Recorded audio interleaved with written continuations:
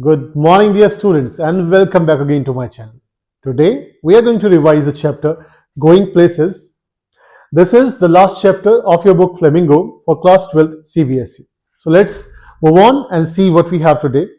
First of all, the relevance of the title, Going Places itself, it justifies how.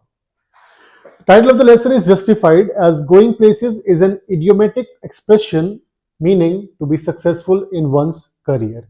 And this chapter, it is Sophie who wanted to be successful in her career, but how? That's what is the question we are going to discover.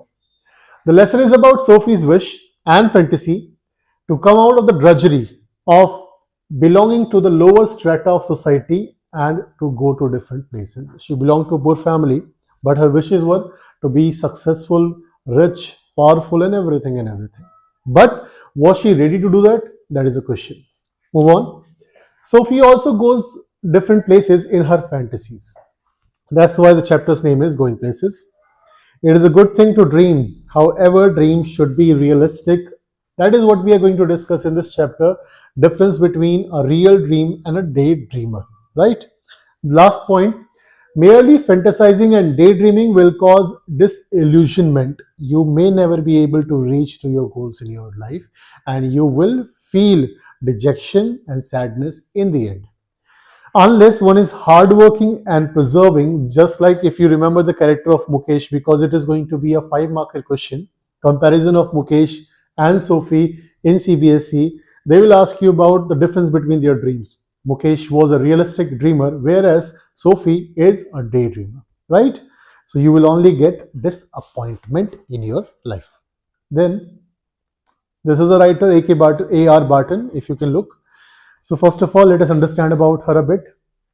An English writer and mainly focused on writing literary pieces which are laying focus on contemporary problems and daily issues, contemporary problems of the time, the problems of the time we are living in, and daily issues of everyday life. Then in this chapter itself, she told or expresses her feelings about what teenagers face during the stage and how they fantasize and indulge in unrealistic dreams. Very important chapters from the perspective of class 12 students also, because all of you are also going through the phase of teenage. And here comes the difference, real difference, because yes, we do dream a lot, but what does it cause? Are your dreams taking you somewhere, or are your dreams just putting you backside and not letting you do anything in reality? That's what this chapter is about, right? This is Mary Quant, a fashion designer, very popular one. The name of her reference has been taken by Sophie in the opening line of the story, where she is telling her friend Jency, I will be Mary Quant, a very popular fashion designer. So born on this date, English fashion icon, Welsh fashion designer, was one of the designers who took credit for miniskirt and hot pants and all such things. Now, Thomas Finney was a very famous English footballer whose reference has also been taken in the chapter. Then, coming to the characters, we have these main characters in the story. Sophie, the main character. Jancy, her friend. Jeff, her brother. Derek was a younger brother of Sophie. Denny Casey was an young Irish football player to whom Sophie said she has fallen in love with. Then, Tom Finney, a great football player, his name has been taken by the father in comparison to this particular character, Denny Casey. And finally, father and mother of Sophie, who are living in a poverty-driven society. So let's see how the story is. First of all, the story starts like this. Two teenage girls, Sophie and Jancy, coming back from school. They were about to clear their class 12th or their senior years in school. And now they are discussing about their dreams of doing something. Whereas Jancy was a realistic person, she knew that all the girls of this society are expected to work in a biscuit factory after their studies and education. On the other hand, Sophie was a daydreamer who said that I will not conform to such kind of lifestyle. So what she did, she said, I'll open a boutique after my school, or maybe I'll become a manager. When Jancy countered her and said that opening a boutique will require money, she said, maybe I'll work as a manager first, become an actress, otherwise a fashion designer. At least any one of these things I'll become. This showcases initially itself, Sophie was a big daydreamer. Jancy's advice. What did Jancy say to her? She asked her to be sensible, look at your family condition, look at your reality, and work according to that. Both were poor and have to work only in a biscuit factory. Sophie refuses to accept the reality and said, "You do your work, I do my work." Then Sophie's family and its status. Sophie's father was a manual laborer, so doesn't earn so much of money that she can go to a big college or had a better life altogether. Mother was Mother's back was crooked due to the household work. The mother was a housewife working endlessly in the house, in the kitchen, doing all the work, and that's what Sophie hated the most. She did not want to end up like her mother. That's why she always used to dream about doing something bigger. Sophie's father is a dominant character in the story. We can see when she enters the house, her father was sitting and scoping shepherd's pie and just shouting, and mother was doing all the work. He's strong and hardworking, loves to watch football matches. The entire family was a fan of football. Then does not believe in Sophie's imagery stories. Yes, he knew Sophie was a liar and a daydreamer, so he never used to believe in her stories. Finally, Sophie is scared of her father. Yes, Sophie's mother is quiet and submissive, this character. That's why Sophie hated the life of a housewife. Quiet and submissive, doesn't have any dialogues in the story, a very quiet character. She doesn't join her family for the weekend football matches because she was busy doing the household chores.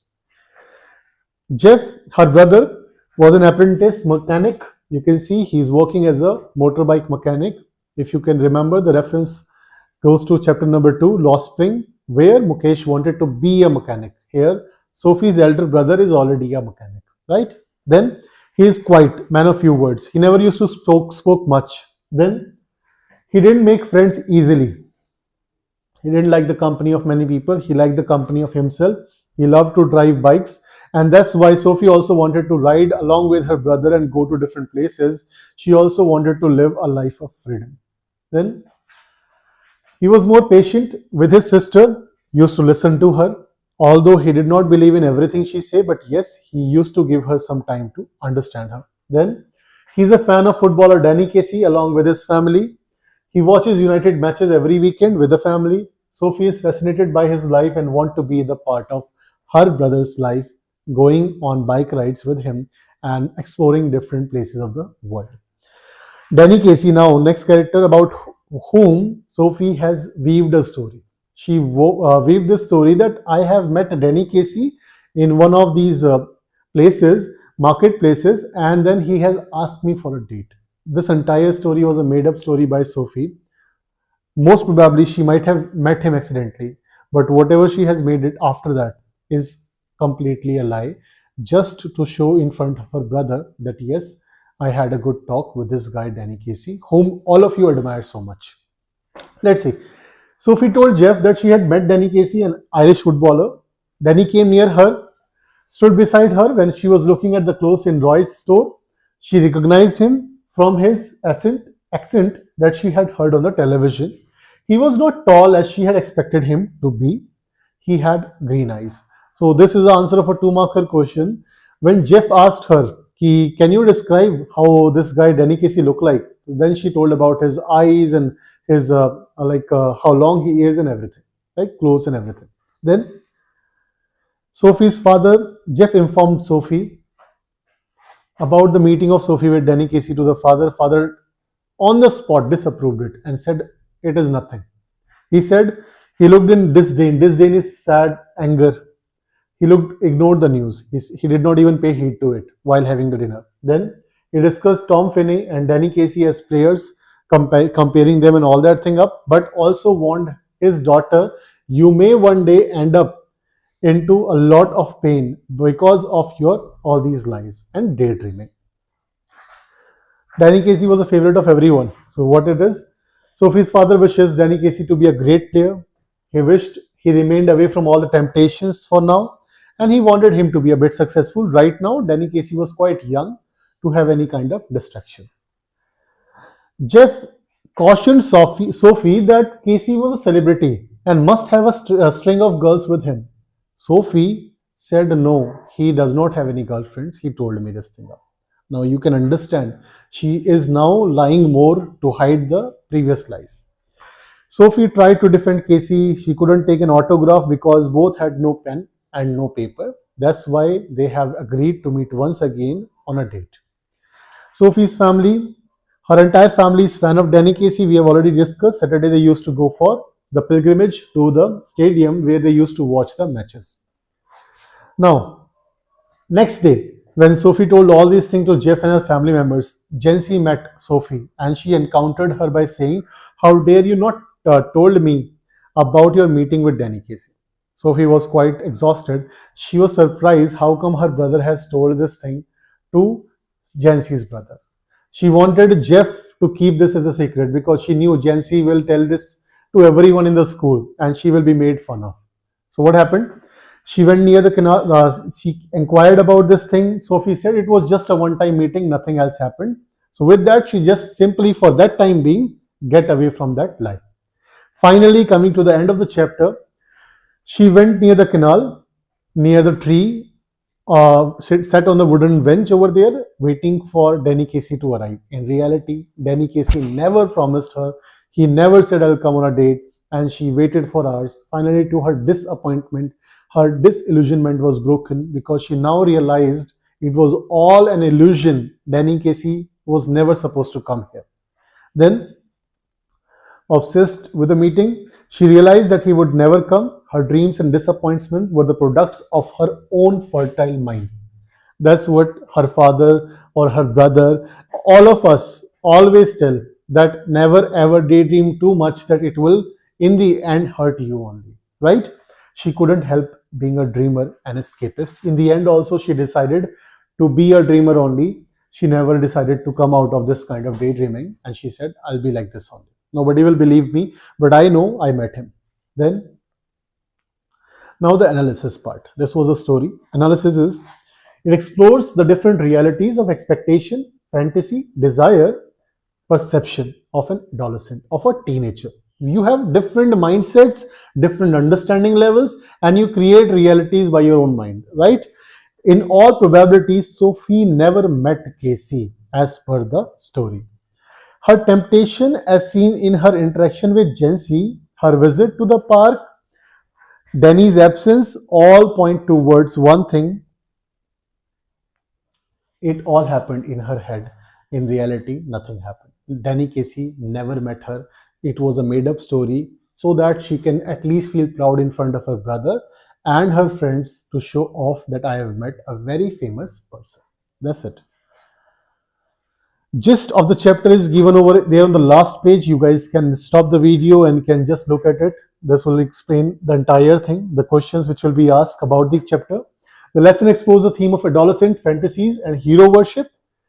Sophie and Jency are both last year high school students, but Sophie was a daydreamer, whereas Jency was a realistic person.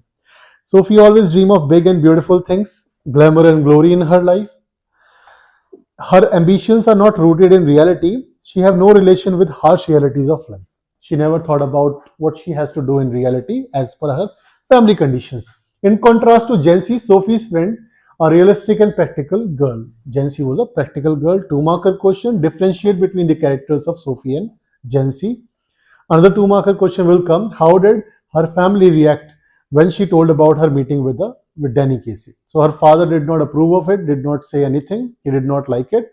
On the other hand, her brother believed in her and cautioned her to be wary of not telling a lie, because that will hurt her too. Then Sophie lives in a male-dominated family where her mother was only a shadow. That's why she wanted to showcase herself. She wanted to give some view to her brother or her father to make them feel that she is also important. That's why she made up a story of Danny Casey, the famous footballer, which they loved. Sophie wants some attention from her father and brother, and telling them that she met Danny Casey was her way of drawing their attention. Every teenager does that, right? So that's exactly what Sophie has done. Her only mistake was trying to get attention by telling a lie and hurting herself. So with that, we have come to the end of this chapter. The question 5-marker I've told you.